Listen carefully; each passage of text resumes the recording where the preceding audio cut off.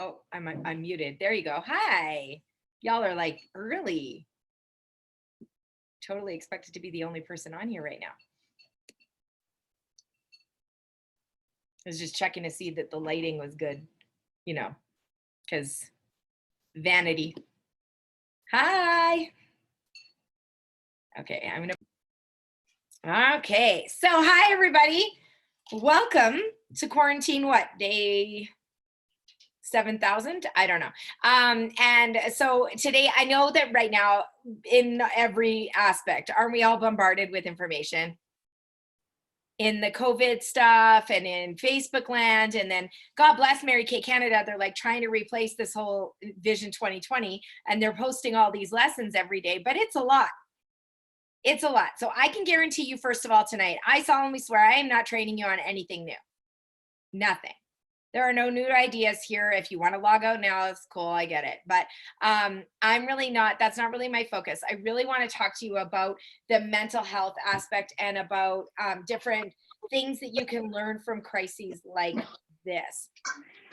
So I don't know how many of you know my story or my I story, but when we first moved here from we moved from Grand Prairie, my parents decided to emigrate south in Claire's home, and I did not have a plan for moving, and I just sort of assumed that I would get a teaching job, and then I couldn't. So we actually lived, like Chris Farley says, in a van down by the river.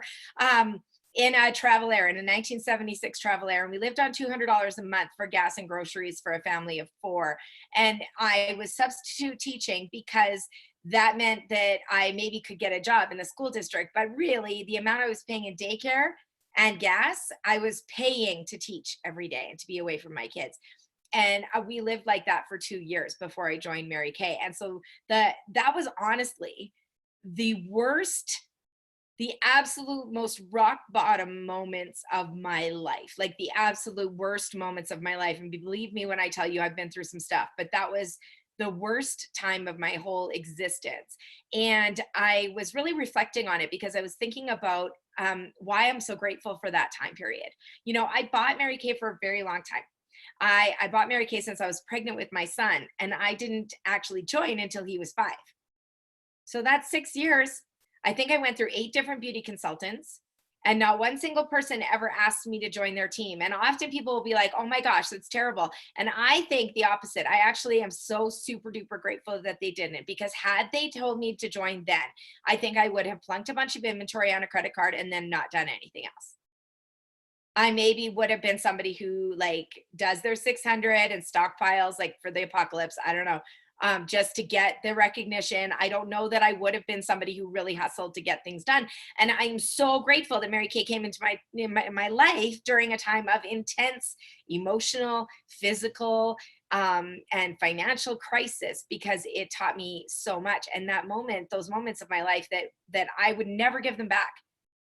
Not once. I would never give them back. If you asked me, if you offered me $1 million to give back those 2 years of my life, I would not do it. And so when we're talking about times like this, and we're going, you know what, this is what's happening right now. Like this is not easy right now. Fair? Not easy. It's not easy to be with your kids all day. It's not easy to be trying to work from home and be with your kids all day. And like some people say, oh, I have all this extra time, and everybody else is going, what extra time? I have more stuff that I have to do now. Like I had more time before, right? How many of you are feeling like that? There is no extra time right now. And how many of you are feeling that level of tenseness and that chest feeling where you're like, is this anxiety or the COVID? Yeah, not just me. I mean, I feel like, honestly, like an elephant's been sitting in my chest for like 2 weeks. And I mean, coming off of grief and everything else, if you know that story, then I mean, it just feels like I've just been through this crazy roller coaster these last little bits. And I know that I'm not alone in that feeling.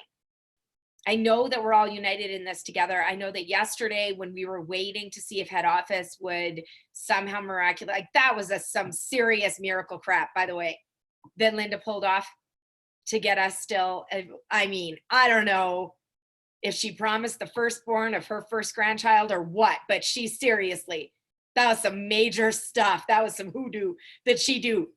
to get this happening, because it was amazing. To make direct sellers like essential businesses. Who knew? But because it's not in the States, any of the distribution centers, that they were closed. Like they're not essential. And so she managed to get that done. And I know that yesterday I was like pooping bricks, right? Like just worried about what would happen. It's not like in the States where you're hearing all these girls go, well, just sell it from your shelf, just ship it.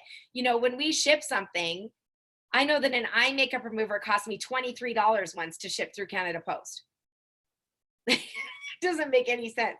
We don't have any pirate ship that they can just ship for like $2 and get their products there, right? We rely on things like direct ship. I don't know about you guys, but a lot of my clientele is not here. And I need that direct ship option. I need the option to not have to leave my house because I am severely immunocompromised. And I have been direct shipping everything. And I know that I was freaking out yesterday. So we are all in this together and we're all feeling this.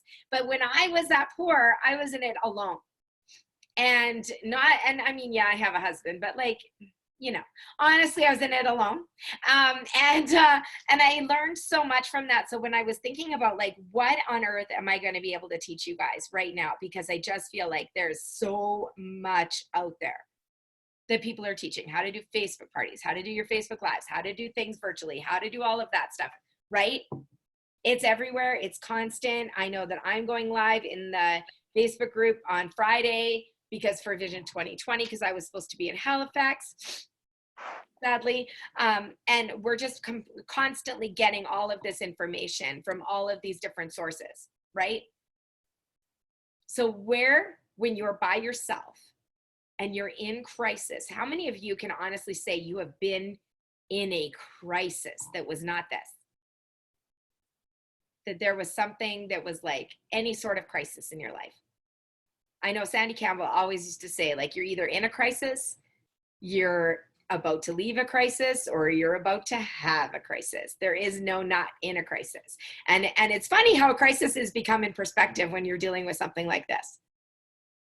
That suddenly it's not so bad what you were worrying about last week. My friend posted about all the browser tabs she had open last week, and she was like, these are the things I was worried about. This was what I was stressed about last week. This is nothing compared to what it is now. So here's what I've learned from being not poor. And you guys, when I talk about being $200 a month for gas and groceries, I don't mean there was extra and I was just being super disciplined. That's not discipline. There was no extra. Like, unless I mugged somebody, it was not happening. So at that time, I was substitute teaching during the day. I had a 2-year-old and a 4-year-old. I was tutoring 2 to 3 nights a week, and I was making jewelry and selling it on Etsy. It was not easy. And then I took over a maternity leave contract, which meant I also had the responsibilities of marking and planning and everything else that goes into teaching. And you know, teachers, I know those of you who are homeschooling right now are like, teachers do not get paid enough. And and I was planning and doing everything else in the evenings as well. So I was really strapped at that time. We were dealing with a $30,000 audit from the government that was like, they were calling me every day to pay it back. And I was on Ativan, just stressed to the maximum. And I keep thinking about that time because I keep thinking those things that I learned then, I'm using now. So the first thing that poverty teaches you, okay, so I'm just going to go through all the things that poverty or a crisis can teach you and the things that are opportunities within this. The first thing that poverty taught me was to be resourceful. My father always says, always, it's like, if I had to, you know, if he had a tombstone, he would never, but if he did, he would have had on his tombstone, like, he's not dead, but you know, if he were to be, knock wood, that he would have on his tombstone that the stupidest people in the world are those who do not use the resources that God has given them. The stupidest people in the world. And I know how hard it is to reach out for help. And in that time period, I was not resourceful at asking for help from my friends or family. Not resourceful at all. Because I was proud. I was not humble enough to not do it. I was totally over proud. So that I didn't ask anybody for help. If you ask my friends at that time, they're like, oh no, it was fine. She was fine. My Facebook statuses don't say I only have $5 left for this whole week. They don't talk about the times that I cried myself to sleep. They don't talk about, I would post things like, I'm going to see if I can go without coffee for the week. Not because I wanted to go without coffee, because we could not afford coffee. Right? They don't talk about the times that we had powdered milk, that I made dinners from leftover bits and bobs. I mean, my kid's favorite dinner for 2 months or 2 years was like this hash brown ground beef monstrosity I pulled out of nowhere, out of the half bits out of the back of the freezer, right? You know, and people talk about how they love a turkey, and I still have a hard time eating turkey because turkey is poverty food for me.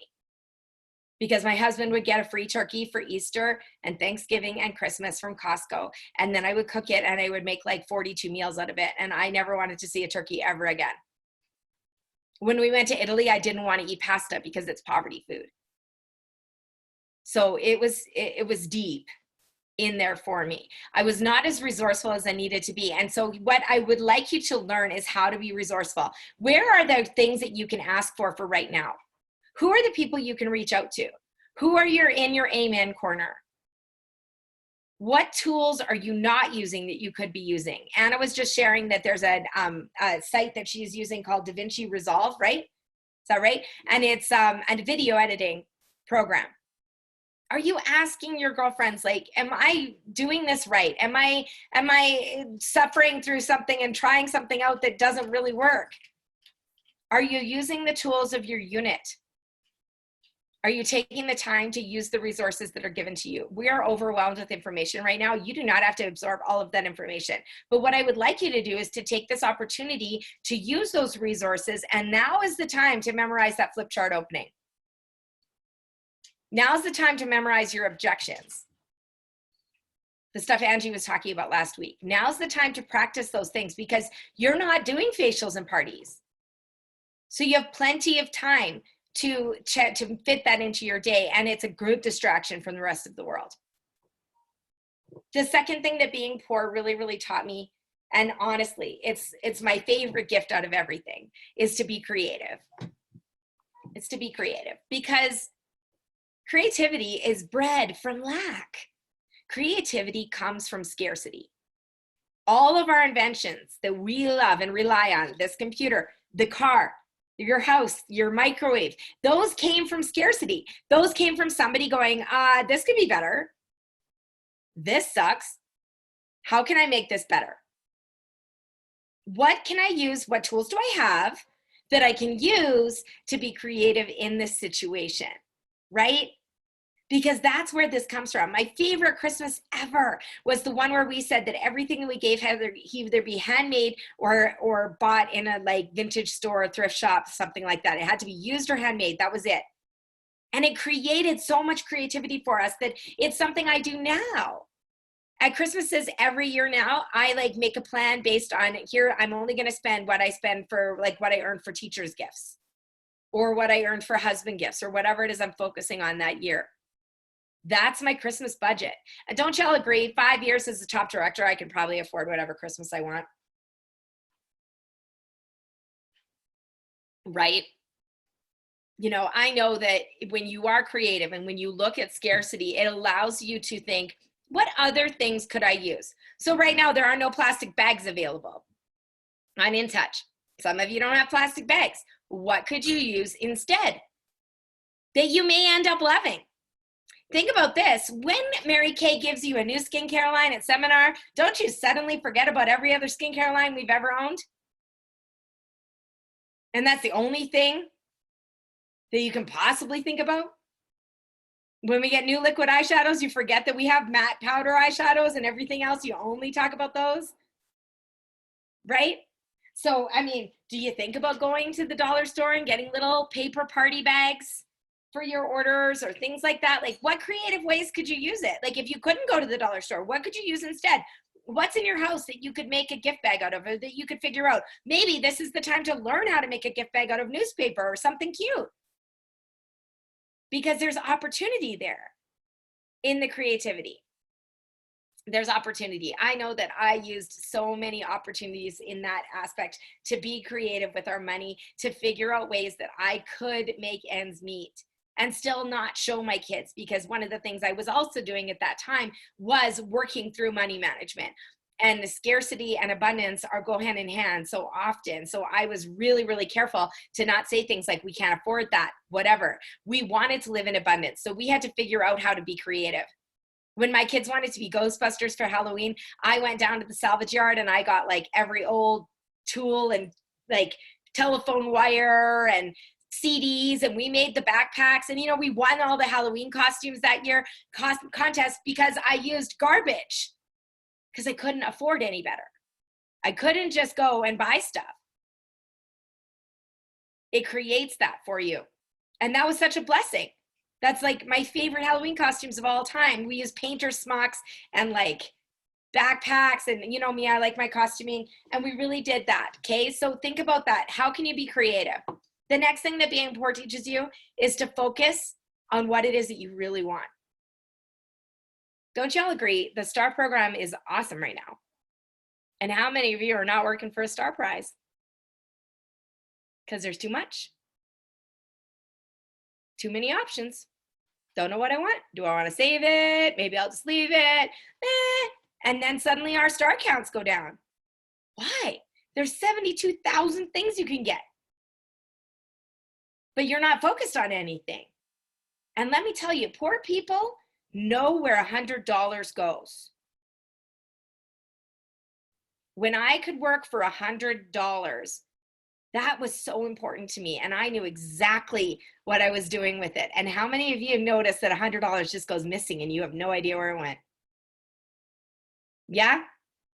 You know, you walk through Walmart, you go into the fluorescent bulb haze, and then you're at $200 and you're like, but I needed cereal. Like you know, that happens, right? But when you don't have enough, then you remember. I know that one of my favorite STAR things ever was when I got that $100 gift card and I got to go to Winners and I got tall boots. Now those boots, it's been 10 years. They're disintegrated. They are not even there. I don't have them anymore, but I still remember being able to just shop and to have $100 to spend. And that's the thing. If you're not focusing on what it is that you truly want during this time, then you won't be able to focus later either. So focus on what it is that you truly, truly want. It teaches you how to do that.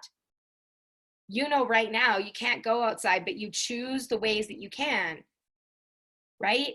You know, you need sunshine, so that you're going to focus on going out in the backyard, or you're going to go for a walk far, far away from people. You know, you're going to make that opportunity work, and you're going to focus on what it is that you can do right now and what you can control. It also teaches you to prioritize your needs versus your wants. I want to be where the people are. I want to be where the people are. I really do. But I also need to be healthy. And I know, without a doubt, with 2 autoimmune conditions and asthma, I ain't making it through if I get this. So I am like plastic bubble girl, because I need to be healthy for my children, right? I want to go outside, but I need this. I wanted all the things. And one of the lessons that I was taught by the counselor I worked with when I was trying to figure out my money issues was that I would go through a Shoppers Drug Mart or anywhere, and I would just fill a cart with everything I wanted. And then I'd have to put it all back, and I'd have to write down the prices of everything. And do you guys know, in 3 months, I spent $10,000 virtually, not really, virtually, on stuff I did not remember. 10 grand. And I wasn't just like taking things off a shelf like those quickie shop, you know, those ones where you're like, oh, you get 10 minutes to shop and you just throw things in. I was just doing that whole, you know, this, right? This is cute. This is cute. This is cute. This is cute.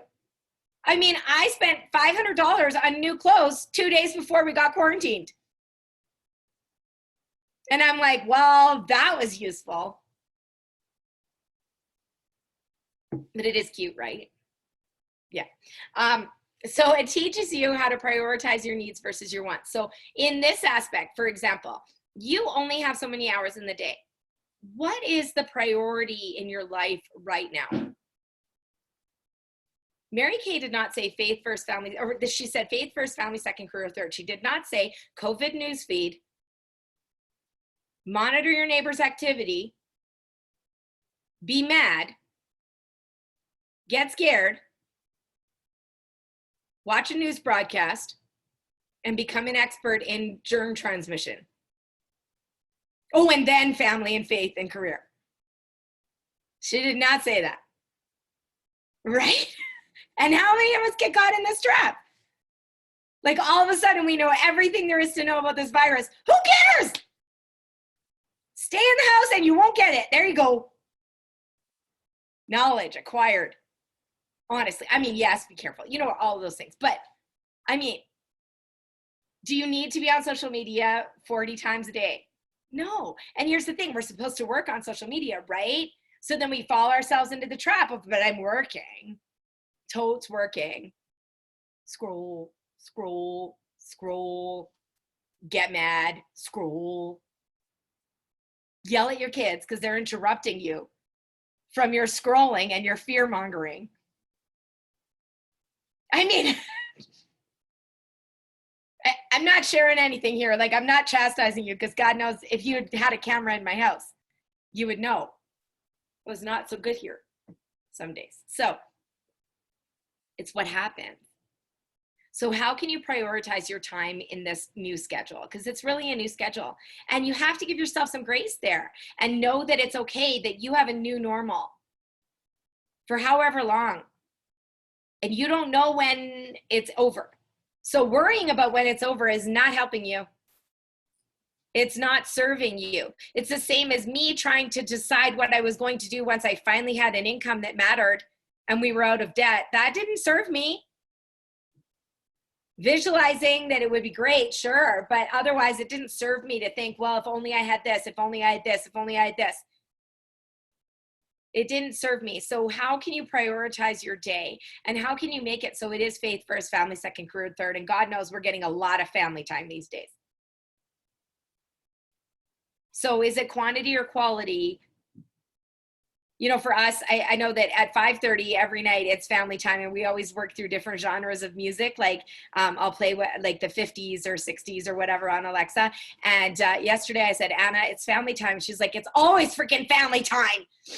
And it's true because it feels like it's all the time. But Scott's at work all day, so he is still working at Costco. So we still need that family time. We need that time together. And I'd rather have quality time and then allow them that time to just be together but apart, and let us wear our headphones and not worry about it and just be in the same room at least, or connected in some way, so that we can make sure that that's a priority. But my work is still important, and I'm still working a full-time job from home. It's just different. I mean, I see 30 faces a month and I'm not seeing those now. And you know, I am not doing 1,000 virtual facials. Sorry, guys. I'm not. I'm really not. And you know, if you are, great and good for you. I just don't wanna. And I hate sending samples and I hate doing it, so I'm not doing it. You know what I'm great at is going, hey, just buy it. If you don't like it, we'll return it. Because I'm not spending $3 to send a charcoal mask sample so she can buy a $26 charcoal mask so that I can make $13, except for that minus the $3 and the 2 hours of my time to convince her to buy a $26 charcoal mask. Are you prioritizing? Your Miracle Set customers are your priority right now. Your skincare customers are your priority right now. Lead generation, not your priority right now. So it teaches you to prioritize. The other thing that being super, super poor taught me how to do is to look for opportunity. And if I hadn't been so looking for ways to make or save more money, I would not have said yes to this opportunity. I mean, the reason I got recruited was because I said to my friend who had just re-signed up for Mary Kay that I was going to take a couponing class. And she was like, what? Can't you just make more money? I was like, no, I don't have enough time. But I did. And I think now, my God, I wouldn't want to be teaching right now. I wouldn't want to be forced to go to work, so that I could sit there and try to create virtual lessons for my kids that I know aren't doing it, so the parents could be mad at me and I could feel it. No thanks. Right? And I'm still making an income from home, and we don't have to be applying to EI, and I don't have to be looking at those things. It's so amazing. And I wouldn't have had that, and it wouldn't have been good at it had it not been for the crisis I was in. So I want you to think about how many women are going to need us in these next coming days, because this is not the crisis. COVID's not the crisis. The recession that we're getting from all of this is going to be the crisis. It's all this free money from the government has to come from somewhere. And it will bite us in the butts. And now what are we going to do about it? We do so well in recessions. And don't you be telling yourself right now that women do not have enough money. Let me tell you, there was never a time, no matter how poor I was, that I couldn't afford mascara. Never. And one time I needed Night Solution, and she sent me 2 boxes of catalogs. I stamped them all and handed them out at every single business in town for her to earn a Night Solution. People will do anything. How many of you know people who are unemployed and still manage to roll in with a Starbucks? Still get their nails done, still go get a tattoo. People know how to spend money. And their money management skills are not your problem. It's how you sell it. And it's about, like, what are you going to say to them right now? Not, hi, I was just wondering, I mean, I know money's tight, but if you could, like, help me out, that would be great. More like, hey, ain't nobody seeing you. So if you react to this new skincare line, it's cool. It's not a travel set anymore. Now it's a trial set. $29 and I can ship it right to your door. And when you try it out for 3 weeks or 1 to 3 weeks, depending on how much you use, and you like it, I'll give you a discount on the next set. That's it. What are you doing right now for self-care? What are you doing? Like, a new lipstick can cheer women up. And that's why during the Depression, we sold more lipsticks. That's why we're so good in a recession. Realize, you guys, when I signed my Mary Kay Beauty agreement, we were in the throes of a recession in 2010. Mid-recession, and with no customers, I was a star consultant every single quarter and became a director in 9 months. I didn't know. I was like, hey, if I didn't have any money, I still bought stuff. Somebody else can buy stuff. There's lots of opportunity here. There's lots of ways that you can bless people with product and figure it out for them. So that's where that gets you there. And then the last thing is, really, it teaches you to be grateful. Don't you agree that we're going to be so grateful to hug our girlfriends again? I don't know about you, but I'd be missing my best friend more than I miss my man. I'm like, seriously, like, I'm standing at the window, they're walking by with their family. I'm like, hi, at the green space, like, talk to me through the window. I'm going to be so excited. Aren't you going to be so excited to go to your meeting again? And all those women that said they didn't have time to do a party, suddenly they got time.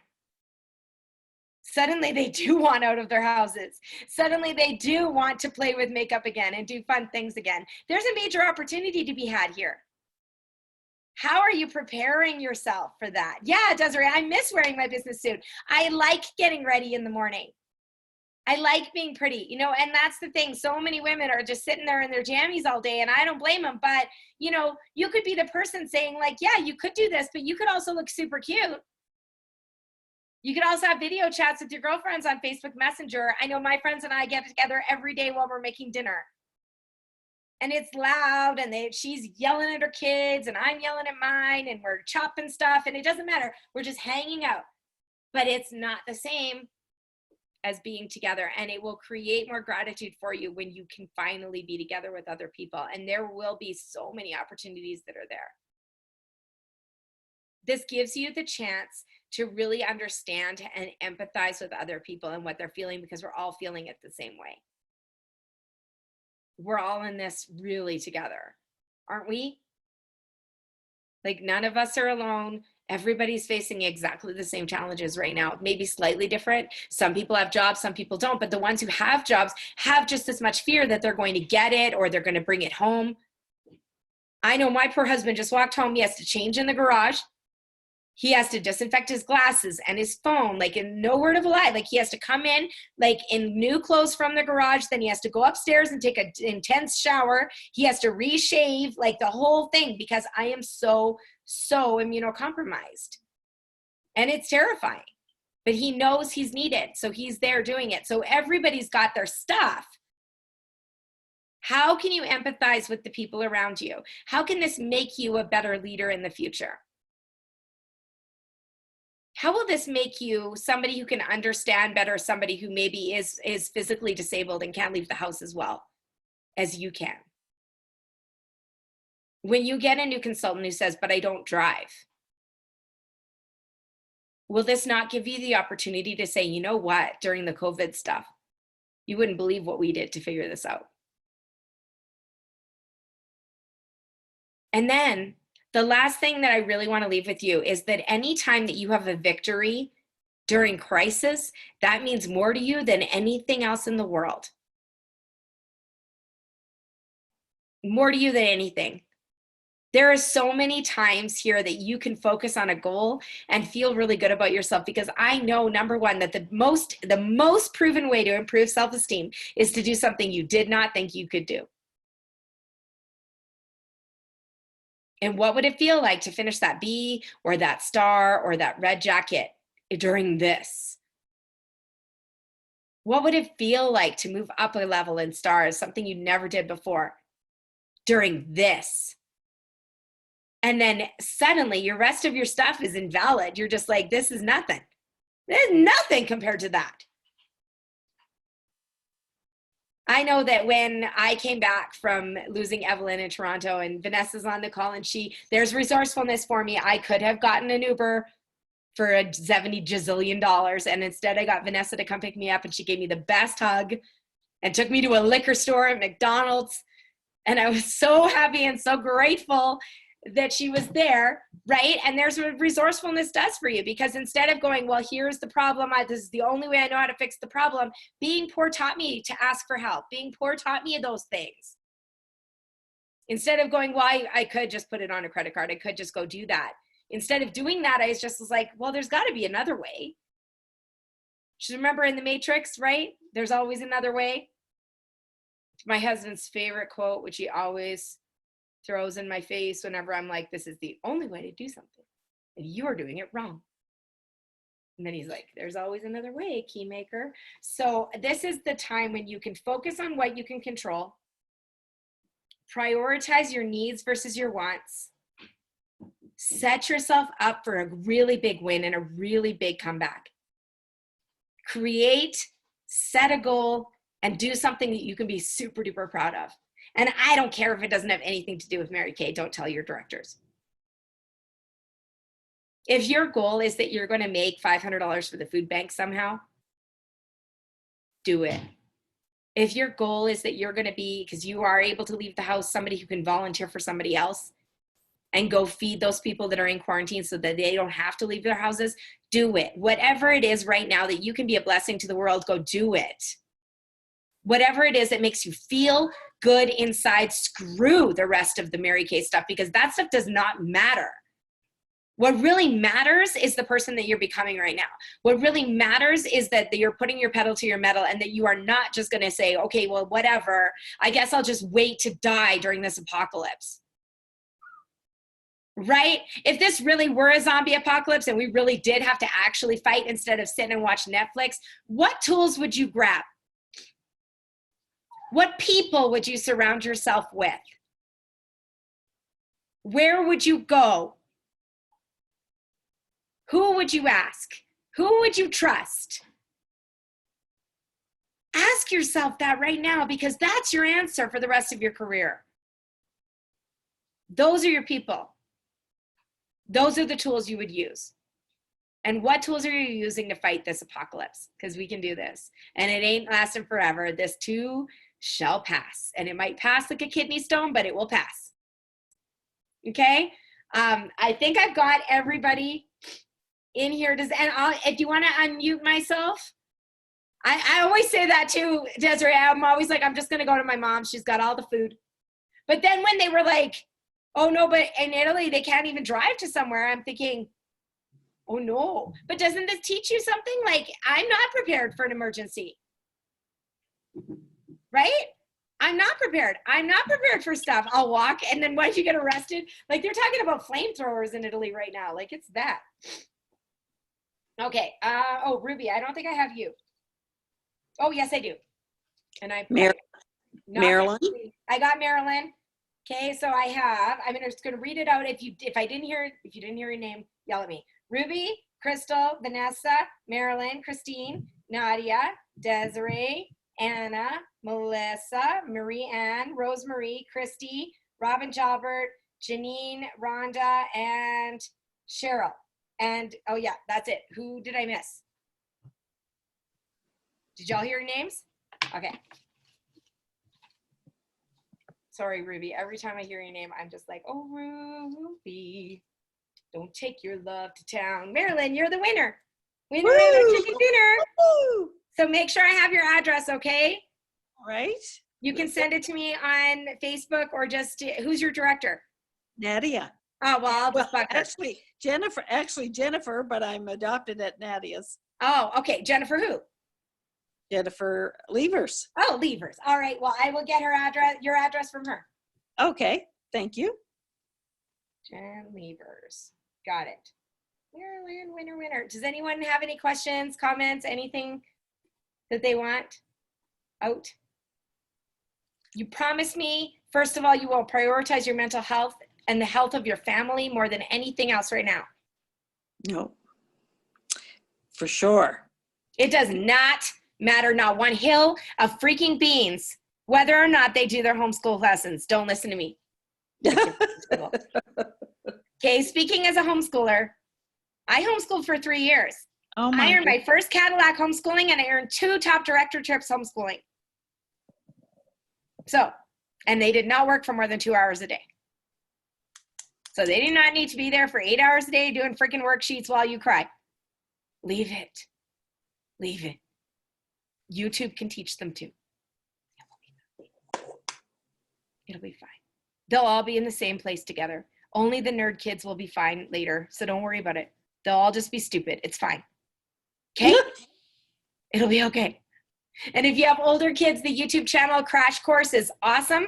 Super hilarious. It's John Green who narrates it, and they're great. It's a great way to learn about everything, history, economics, anything. It's awesome and interactive and really cute.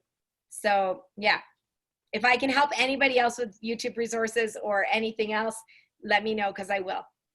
That's, yeah, you can do this, and just don't worry about it. Your teachers are fine. Everybody's fine. We're all just, this is our new normal. We're just doing the best we can with what we have. You start where you are, you use what you have, and you do what you can. Absolutely. Okay? Love you guys. Thank you. Thank you. Everybody. Thank you so much, Carol. It was awesome as always. You're welcome. Love you.